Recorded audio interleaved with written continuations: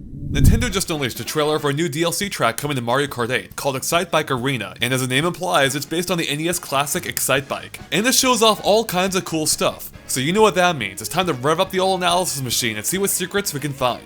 Okay, so just as in the original Excitebike, the track itself takes place inside a stadium. And by the way, a surprising amount of people showed up for what is just a 3-minute race. Don't they have better things to do in the Mushroom Kingdom? And we can see that the stadium is actually located within the city by the buildings visible in the background. Now it's not just a concrete jungle back there, as you can see some trees just outside the perimeter too. Now it's actually pretty impressive to just what extent the development team went to capture the essence of the original game. Take the track's layout for instance, which even has the same 4 lanes as in the original game. But of course Excitebike was based entirely on straightaways, and that wouldn't quite work for a 3-dimensional Mario Kart track. So the developers went with the next best thing, an oval shape, which allows for 2 really long straightaways interrupted only by quick hairpin turns on each end.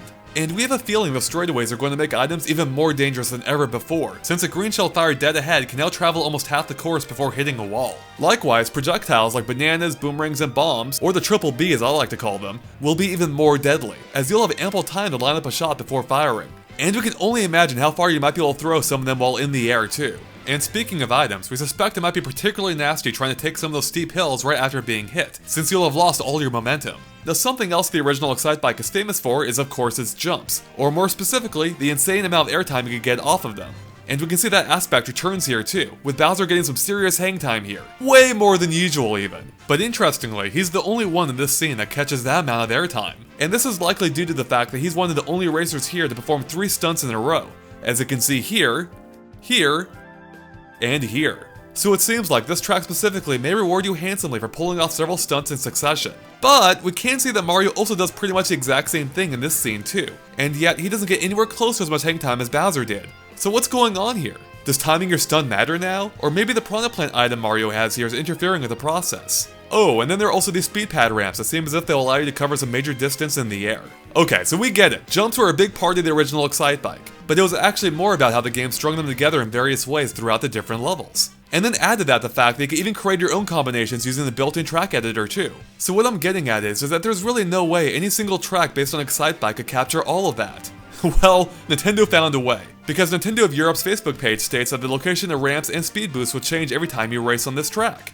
And we can even explicitly see that in this scene that shows the same part of the track from one session, then another, followed by 4 more, all of which have significant changes with different bumps, jumps, mud puddles, and speed pads to be found. Now besides that, Nintendo's been pretty light on the details as to how exactly this will work, but we think we may have figured it out. Well, mostly. So check this out. Do you see that line in the track there? That's actually a separation in the track. And we can see lines like that all throughout the course. So we think those lines, or divisions if you will, actually designate individual track pieces. And from what we could tell, each straightaway will have at least 4 or maybe 5 track sections of varying lengths. So for example, in this scene, we can see the section left of the division here will be one piece, then the one on the right its own piece, followed by one more short piece here before the turn. And speaking of the turns, they're always made up of 2 pieces, with each one being a 90-degree corner. So what we're getting at is that the track isn't truly randomly generated from scratch. Instead, the game has several pre-built pieces that it randomly chooses from, which it then slots into those preset areas. And we can see proof of that between these 2 scenes. Even though the section here and the section in the back clearly change,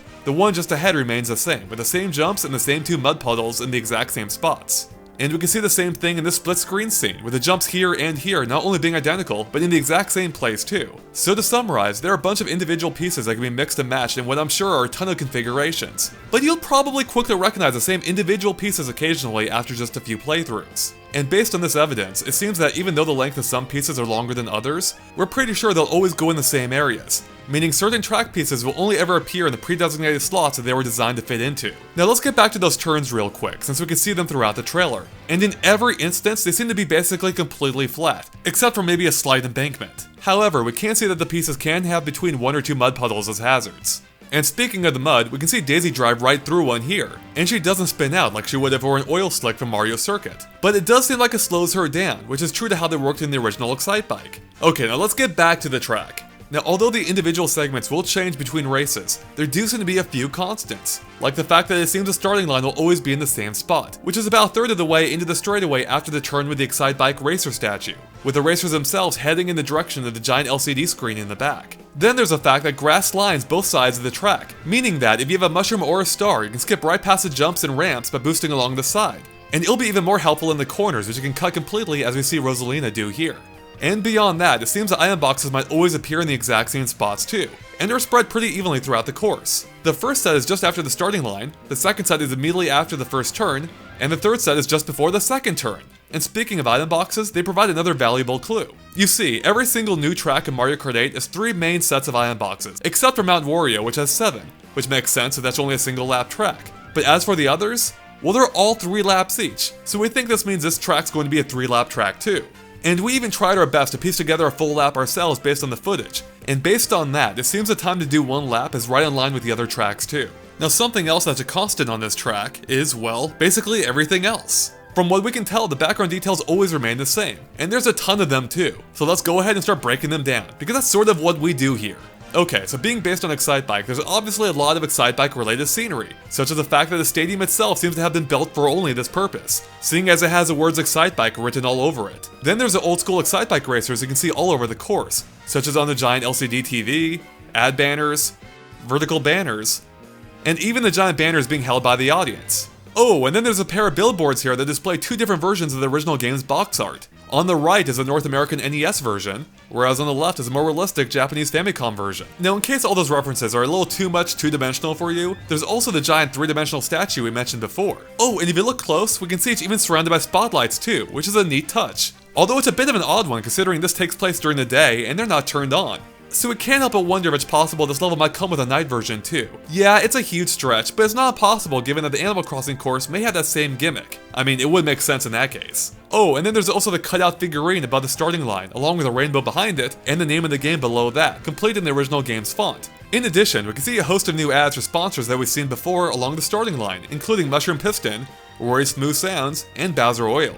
Oh, and did you notice the new starting gates to prevent the racers from starting the race early? Yep, that too is a detail from the original game. Neat! And beyond all of this, there are a host of other details throughout the course, many of which return from Mario Kart Stadium, such as the various sponsored tents, ad banners, and team trailers. And then there are these odd-looking yellow construction trucks along the side that look as if they can raise a platform on their back. Oh, and did you notice the speakers at the very top of the stadium too? Another nice touch. Now something else we got another look at in the trailer is Cat Peach and Tanooki Mario. And since I forgot pointing out in the last analysis, might as well do it now. And that's the fact that both of them get their own unique stunt animations, with Cat Peach pawing at the air and Tanooki Mario doing his little flutter jump, as if you weren't getting enough airtime already. But there's another cool detail about Tanooki Mario in this trailer. So here we can see him using the standard bike. But check out his tailpipe, because it's now actually painted to look like his very own Tanooki tail.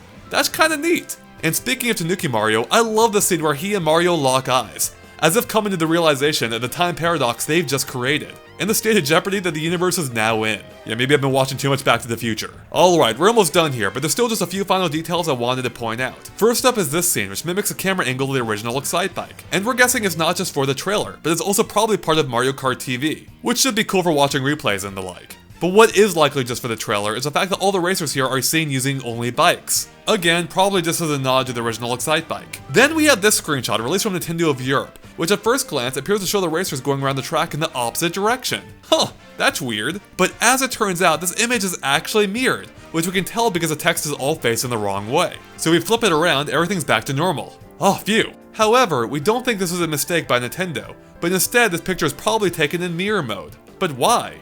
I don't think Nintendo's done that before, so we can't help but wonder this might be the only track to randomly show up in its mirrored form, just to add to the random insanity. Finally, I've seen a lot of people wondering if these tracks will work online, since, after all, not everyone's going to be able to buy them. Well, at the very start of the trailer, we can see it says in small print at the bottom that internet access will be required to play online, confirming just that you'll be able to play these DLC tracks online. But we're just not sure exactly how that's going to work yet. Oh, and in case you're wondering, Nintendo confirmed that the time trial track will always be the same version, so don't worry about the random factor messing that up. And with that, we're finally done covering everything we could dig up on the Excitebike Arena course. But as usual, let us know if you missed anything by posting in the comments below. Thanks for watching, and make sure to stay tuned to GameXplain.com for more on the Mario Kart 8 DLC and other things gaming too.